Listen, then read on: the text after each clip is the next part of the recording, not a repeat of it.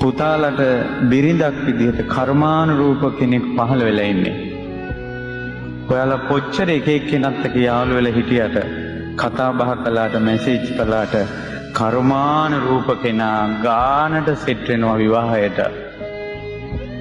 ඒ කර්මානුරූපව Tamanda උරුමකාරයා හෝ උරුමකාරිය මුණ ගැහෙන්නේ එක්කෝ සැප විඳින්න එක්කෝ දුක් විඳින්න.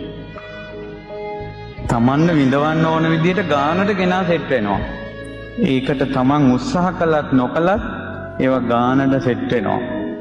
දැන් අද O level වලට කලින් A level වලට කලින් උපාධිය ගන්න කලින් ගෙයක් දොරක් හදා ගන්න කලින් රස්සාවක් ගන්න කලින් ඔකෝටම කලින් කලබල වෙනවා කෙල්ලෙක් යාළු කරගන්න.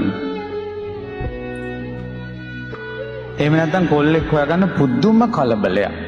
හරියට මේ කොල්ලෝ කෙල්ලෝ මේ ලෝකෙන් වඳ වෙනවා වගේ එකක්.